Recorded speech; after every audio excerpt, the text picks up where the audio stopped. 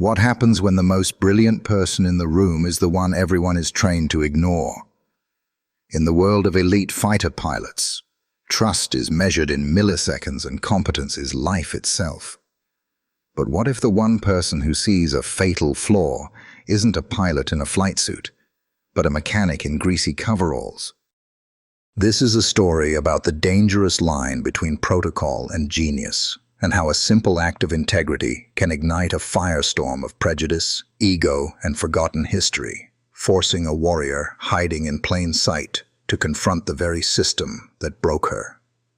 At Nellis Air Force Base, legends are forged in the sky, but on the ground, in a world of grease and shadows, lived mechanic Maya Washington.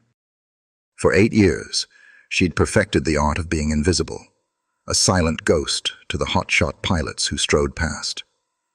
As she watched the jets tear across the twilight canvas, no one saw in her eyes the phantom pain of a sky that was once her home. She was a shadow on the ground, but they had no idea this shadow once commanded storms. One morning, that shadow stepped into the light. During a pre-flight check, her trained eye caught a glistening tear of hydraulic fluid on the landing gear of a jet belonging to Lieutenant Cody Jensen, a young, gifted pilot with an unearned confidence. Knowing it was the quiet whisper that comes before a scream, she approached. "Lieutenant," she said quietly, "you have a micro-leak." Jensen glanced at the spot, saw nothing, and gave a condescending smile. "Sweetheart," he said, "I know my bird better than a grease monkey does. Just keep her clean for me, all right?" To Jensen, a warning from a woman in coveralls was an insubordinate challenge. An act of duty had become a personal insult, and he would not let it go. 2 days later, in a briefing for the upcoming red flag exercises, Jensen sought his revenge. Citing a need for maintenance teams to have a deeper appreciation for flight complexities, he proposed a public demonstration in the brand new Hyperion V simulator. Then came the venom, wrapped in professional courtesy. "I believe," Jensen said, his eyes locking on Maya, "that Senior Airman Washington would be the perfect candidate." The room sensed the blood in the water. The commanding officer, seeing a no-cost morale event, approved. The trap was sprung. Every eye turned to Maya, anticipating her humiliation. To refuse was to admit fear. To accept was to walk onto a stage built for her failure. Her face, a placid lake, betraying nothing of the hurricane beneath, she gave a single nod. They thought they were handing a mechanic her fate. They were actually handing a master swordswoman her favorite blade. Word of the demonstration spread through the base like wildfire. By the time Maya walked toward the simulator bay, a crowd had formed. They weren't just colleagues. They were an audience, hungry for a spectacle. They saw a quiet mechanic being led to a ceremonial sacrifice, and the air was thick with anticipation, with phones held aloft to capture the coming failure. Maya walked through the parting sea of onlookers, her back straight, her steel-toed boots marking a steady, deliberate rhythm on the polished concrete. She didn't meet their gazes. She didn't acknowledge their smirks or their whispers. Her focus was a laser point, aimed at the matte black sphere of the Hyperion V that sat waiting like a dormant beast. To them, it was an instrument of her humiliation. To her, it was a time machine. The heavy door hissed open, revealing the dark, cramped interior. She stepped inside without hesitation. As the door swung shut, it sealed the world away. The jeers, the expectations, the weight of the last 8 years, it all vanished, replaced by a profound and welcome silence. For a moment, she sat in the absolute darkness, simply breathing. Then, her fingers found the master switch, not by sight, but by a memory that lived deeper than bone. One by one, the screens flickered to life, bathing her face in the ethereal green and amber glow of a pilot's world. The cockpit was a symphony of systems, and her hands moved over the controls like a concert pianist returning to a beloved Steinway. She ran a diagnostic check, her fingers dancing across the touch panels, her eyes scanning the data streams. The process, which took most pilots a nervous 3 minutes, was completed by her in 47 seconds of fluid, unconscious motion. The mechanic, the ghost, the shadow on the ground, began to fade. In the silent, glowing heart of the machine, Captain Maya, Shadow Washington, the warrior they thought they had buried, was beginning to wake up. She wasn't just in a simulator, she was home. Outside, Cody Jensen checked his watch, a smug grin fixed on his face, ready for the inevitable crash and burn sequence. He gave it 30 seconds. On the main monitor, the simulation loaded, a treacherous canyon insertion into contested airspace, swarming with hostile AI bogies, a scenario designed to humble experienced pilots. The light turned green. What the crowd expected was a lurch, a clumsy takeoff, a frantic struggle with the controls. What they got was a thunderclap. In the instant the simulation began, the virtual F-35 didn't just lift. It launched, a blur of controlled violence, pitching into a gut-wrenching vertical climb that defied the program's recommended flight path. The collective gasp in the room was audible. The quiet mechanic was already off-script. Inside the sphere, Maya was transformed. Her face serene, her eyes storms of calculation. She wasn't flying a simulator. She was reliving 1,000 sorties. She met the first wave of hostiles not with defense, but with pure predatory aggression. A high G barrel roll that bled off no speed, a flick of the wrist that sent a volley of simulated missiles streaking toward their targets, a flawless Immelmann turn that placed her directly on the tail of the enemy wing leader. On the monitor, the kill notifications began to stack up, a cascade of green text that seemed to defy the program's difficulty parameters. The snickering in the crowd had long since died, replaced by a stunned, disbelieving silence. They were witnessing something that didn't make sense, a level of skill that had no earthly business being inside the body of a flight line mechanic. Jensen's grin vanished, replaced by hardening confusion. Her maneuvers, the energy management, the predictive targeting, were perfect. He watched as she dove into the canyon, a suicidal move for a novice. But she didn't fly through it. She danced with it, using the canyon walls as shields to break missile locks with flawless precision. She skimmed the canyon floor at speeds that should have triggered a dozen crash warnings. The numbers flashing on the screen told the story in a language no one could deny. Evasion, success rate, 100%. Accuracy, 98%. Time to objective, on pace to beat the base record held by Jensen himself by nearly 40%. The quiet woman they had intended to humiliate wasn't just surviving their test. She was dissecting it. She was mastering it. And in front of everyone, she was effortlessly, brutally, and silently rewriting the definition of what a pilot could be. The final phase of the simulation was designed to be unwinnable. It was a classic checkmate scenario. 3 advanced enemy fighters converging on a single point, an ambush with no textbook escape. Standard operating procedure was clear: disengage, retreat, and accept mission failure to preserve the asset. On the monitor, the vectors of the enemy craft formed an inescapable closing triangle. A young technician monitoring the system's vitals muttered, "This is it. Now she has to pull back." But Maya Washington didn't believe in unwinnable scenarios. She believed in changing the rules of the game. What she did next sent a shockwave of panic through the technicians watching the data feeds. Instead of pulling back, she pushed forward, diving directly into the heart of the ambush. Alarms blared across the control room as the monitor flashed a critical warning: engine core temperature override. She was intentionally redlining the virtual engine, bypassing every safety protocol to demand a burst of thrust that the simulator's physics model considered suicidal. "She's going to trigger a forced shutdown," one of the engineers yelled, his voice tight with panic. "She's breaking the machine." To them, it looked like a frantic, amateurish error, a pilot losing control. But it was not an error. It was a piece of brutal, breathtaking artistry. Maya knew something the manuals and the safety protocols could never teach. She knew the true, absolute limit of the machine, not the recommended limit, but the breaking point itself.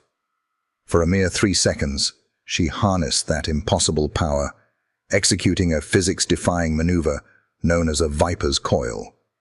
The F-35 twisted in the air, seemingly turning inside out, evading all 3 missile locks simultaneously while positioning herself in the one blind spot their formation created.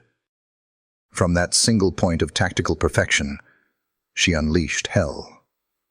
3 missiles, 3 flashes of light on the screen. The blaring alarms went silent. The ambush was broken. The mission was complete. She hadn't just faced a checkmate, she had flipped the entire board over. And in the dead silence of the room, a terrifying realization began to dawn. This wasn't learned skill. This was memory. The heavy door of the simulator hissed open, and Maya stepped out into a wall of absolute, deafening silence. The jeers and whispers were gone, replaced by 100 pairs of eyes staring in a mixture of awe and confusion. They looked at her as if she were an apparition, a ghost who had just performed a miracle. And in that moment of suspended reality, another door opened, the one to the VIP observation deck. A figure emerged and began to descend the stairs, his presence sucking all the remaining air out of the room. It was General Franklin Wallace, a 4-star officer whose face was etched with the gravity of a lifetime of command. He was not on the day's visitor logs. His arrival was an unscheduled act of providence. The general's eyes, sharp and discerning, swept over the stunned crowd, passed over the commanding officer, and settled with immense weight on one man. He walked with unhurried purpose until he stood directly in front of a pale, trembling Lieutenant Cody Jensen. The general's voice, when he finally spoke, was not a shout, but a low, resonant rumble that seemed to shake the very foundations of the room. "Lieutenant," he said, each word a carefully placed stone, "I want you to understand something. Today, in your attempt to humiliate a subordinate, you asked a living legend to demonstrate her craft." He turned his gaze to Maya, who stood frozen, her composure finally beginning to crack. "This is not Senior Airman Washington, the mechanic. This is Captain Maya Shadow Washington, the only pilot to ever successfully land an F-35 after a dual engine failure over hostile territory during Operation Serpent's Coil." A wave of shock rippled through the room. 8 years ago, the general continued, his voice rising with righteous anger, Captain Washington's squadron was betrayed by their commanding officer, Colonel Marcus Harding. He sold their mission data, sent 4 pilots to their deaths, and fabricated a story to cover his tracks, choosing Captain Washington as his scapegoat. And the system.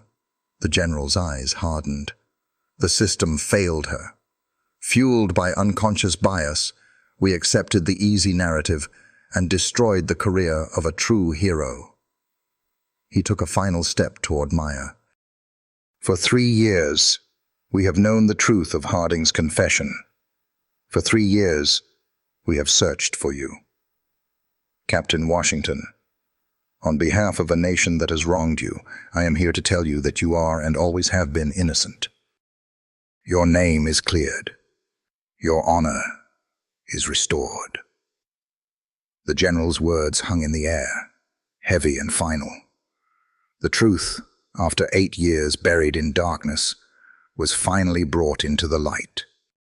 He held out a pristine manila envelope, its contents sealed with official government insignia. "Captain Washington," he said, his voice now softer, filled with a deep, personal respect. "This envelope contains your full reinstatement at the rank of Major, complete back pay, and official orders giving you command of the new F-35 Vanguard Squadron. Your wings are waiting for you. It's time to come home." This was the storybook ending, the moment of absolute triumph everyone had been waiting for. It was justice, delivered and complete. The crowd held its breath, ready to erupt in applause for the hero's return. But Maya didn't reach for the envelope. Her eyes, which had been fixed on the general, drifted for a moment. They swept over the sea of now admiring faces, the very faces that had been ready to mock her minutes before. They rested briefly on Cody Jensen, no longer a king, but just a boy, shattered by a reality he couldn't comprehend. And in that long, silent moment, a profound shift occurred within her. For 2,922 days, she had dreamed of this.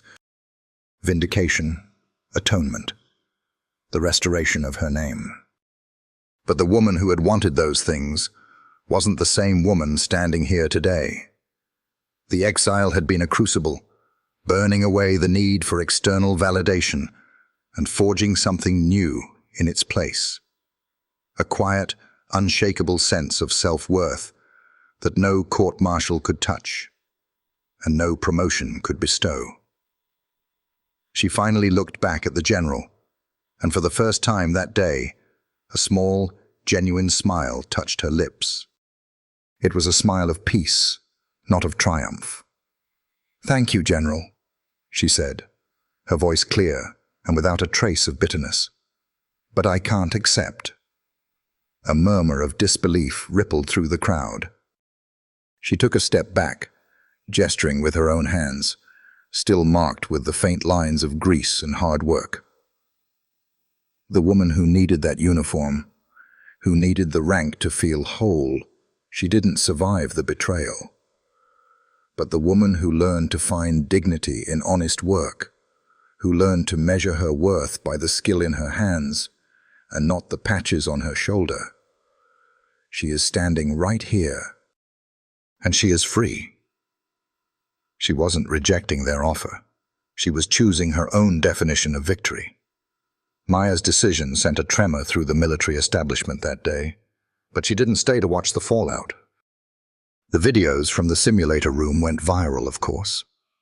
Lieutenant Jensen's promising career evaporated overnight, and his commanding officer was quietly reassigned to a desk in the middle of nowhere. But Maya took no satisfaction in their downfall. Vengeance was a shallow victory, a currency she no longer traded in. She simply packed a single bag, climbed into her old pickup truck, and drove away from Nellis Air Force Base without a glance in the rearview mirror, disappearing once more. This time, however, she wasn't running from her past. She was driving toward her purpose. Her story, however, refused to disappear. It became a legend, whispered in hangars and briefing rooms, a cautionary tale about ego and a testament to hidden genius. It also reached the ears of people far beyond the confines of the military, people in boardrooms who recognize that the most valuable assets aren't always on the balance sheet. 6 months after she vanished, she received a call. It was from the CEO of Aerovance Dynamics, one of the world's largest aerospace corporations. They weren't offering her a job or a pity check. They were offering her a partnership. They had seen a leader, an innovator, and a symbol of the exact kind of integrity and potential their industry desperately needed. They offered to fund her vision, no strings attached. And so, the Vanguard Initiative was born. In a bright, modern facility filled with advanced simulators and buzzing workshops, Maya created what the Air Force never could, a true meritocracy. It was a non-profit foundation dedicated to finding, funding, and mentoring the next generation of pilots, engineers, and technicians, with a focus on young women and minorities, who, like her, had been told they didn't belong. We now see her, not in coveralls, but in a simple professional blazer, standing before her first class of recruits. Their faces are a mosaic of America, full of hope and nervous energy. They will draw lines in the sky and call them limits, Maya tells them, her voice calm and resonant. They will tell you what is and is not possible. Your job is not to listen. Your job is to fly. She was no longer a captain commanding a squadron of jets. She was a leader building an army of eagles. The final scene of Maya's story is not set in a hostile canyon or a tense briefing room. It's here, in the quiet hum of a simulator, the same model where her life changed. But now, she sits in the instructor's seat. Beside her, a young woman, a brilliant but shy engineering student from inner-city Chicago, nervously places her hands on the controls. The student's knuckles are white, her face a mask of doubt. She has been told her whole life that this world was not for her. Maya doesn't give her a command. She simply places a reassuring hand on her shoulder and says, "The sky doesn't care where you came from. It only asks that you have the courage to meet it. Forget everything else. Just fly." As the girl takes a deep breath and gently pushes the throttle forward, the aircraft on the screen lifts gracefully into the endless blue. In this moment, Maya's true victory becomes clear. It was never about reclaiming a seat in the cockpit. It was about building more seats for others. Maya's journey teaches us a profound lesson about where real value is found. Society gives us ranks, titles, and uniforms, and tells us that these things define our worth. But all of that can be taken away. What can never be taken is the skill in your hands, the integrity in your heart, and the resilience of your spirit. The real flight doesn't happen in the sky. It happens inside you. It's the ability to navigate the turbulence of injustice without losing your own moral compass, to face the headwind of prejudice and not be blown off course. Victory isn't always about winning a fight against others. Sometimes, the greatest victory is winning the fight within yourself, the one that allows you to walk away from a battle someone else started, not in defeat, but in the ultimate freedom of choosing your own peace and building your own purpose from the wreckage. We all have moments in our lives where we are underestimated, where our potential is ignored. The question is, what do you do when the world tries to keep you grounded? We'd love to hear your story. Share a time you had to fly your own course in the comments below. If you believe that character is more important than credentials, give this video a thumbs up. And to ensure you don't miss more stories that challenge and inspire, hit that subscribe button and become a part of our community. Thank you for watching.